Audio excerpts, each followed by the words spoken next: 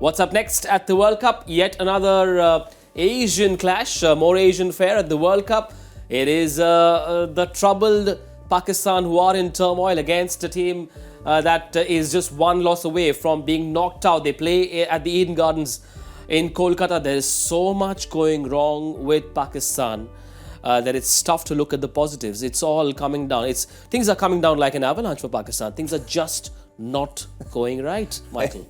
Well, it's Pakistan, and they always bring great cricket, a bit of controversy. They've got a chance to qualify, and they're still in this World Cup. Yet there's huge controversy. Inzamam's just resigned today as the chairman of selectors. Yep. There's a 5-man committee that have been brought together by the PCB to investigate the conflict, apparently, of Inzamam being linked to some of the players.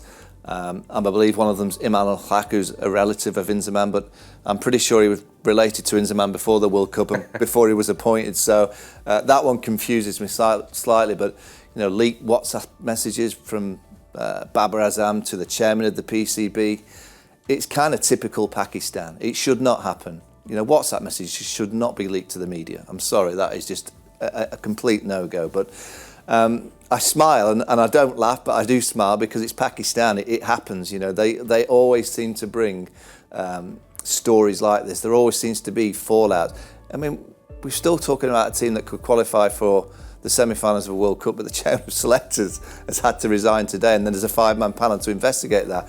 It's just typical Pakistan cricket. Yeah, well, Inzamam ul-Haq was called to the PCB office to meet Zaka Ashraf, the PCB boss, over his role as a director in a company that also has a known player agent as director. Now, that wasn't apparently revealed. Everyone knew he's related to Imam ul-Haq, but there's so much more to the story that is difficult. Pakistan cricket, is it a tragic comedy? Is it a comic tragedy? Look, it just baffles me because there are other teams which are doing poorly as well. And, every World Cup, there's always going to be at least 3 or 4 teams which are going to be struggling. But I haven't seen any other country or its board react the way Pakistan has over a period of time. There's been issues amongst players, but they find a way to resolve it and things look good. But the administrative boards coming in and having their pound of flesh, so to say, it's a tough place to be in. I really feel for Babar Azam. I mean, he's got a game tomorrow.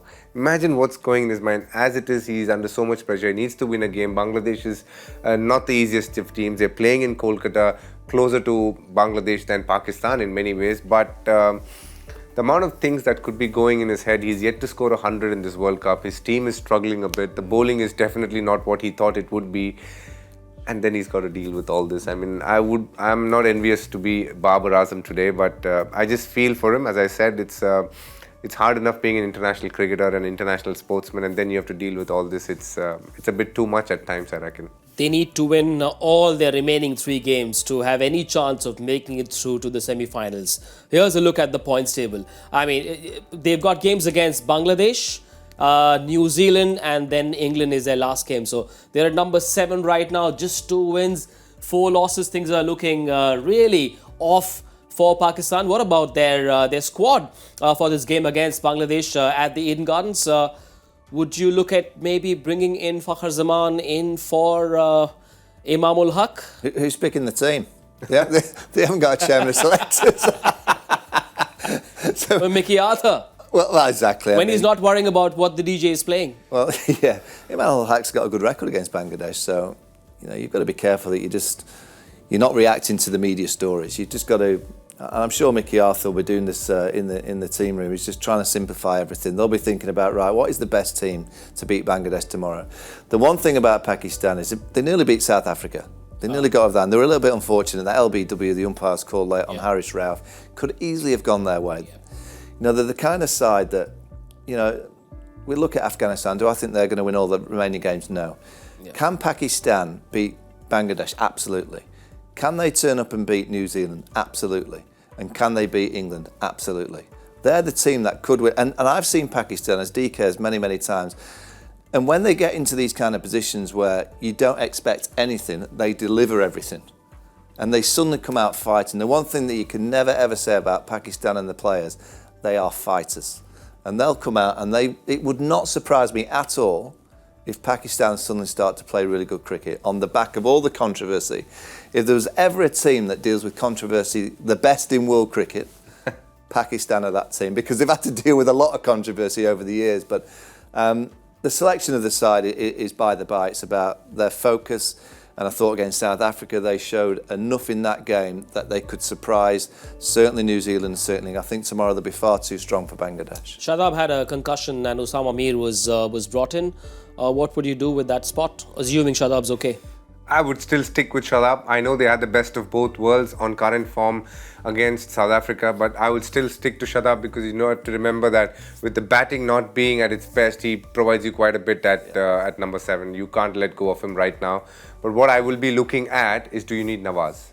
Because Usama Mir looks like the guy who's picking up wickets for you. Do you want the extra batter at 8, or are you happy to have the better bowler at 8? And that's the decision they need to take, because Usama Mir does look like the guy who can pick you a couple of wickets. Very impressed with Mohammad Wasim Jr. The question is, if Hassan Ali is fit, are they bringing back Hassan Ali, or are they sticking to Mohammad Wasim? That's another big question there. The only upside for Pakistan, though, is that they're playing against a team that have lost 5 in a row. A team that lost to Netherlands by 87 runs. Things are looking worse. I mean, if you're doing worse than Pakistan, then, well, what do you say about such a team? Well, they're doing slightly better than England, which is a concern. Bangladesh are a real disappointment for me. They, DK was saying earlier, they've kind of got this reputation of being quite competitive, but a lot of that is built on the back of them winning a lot of series at home on those dusty wickets.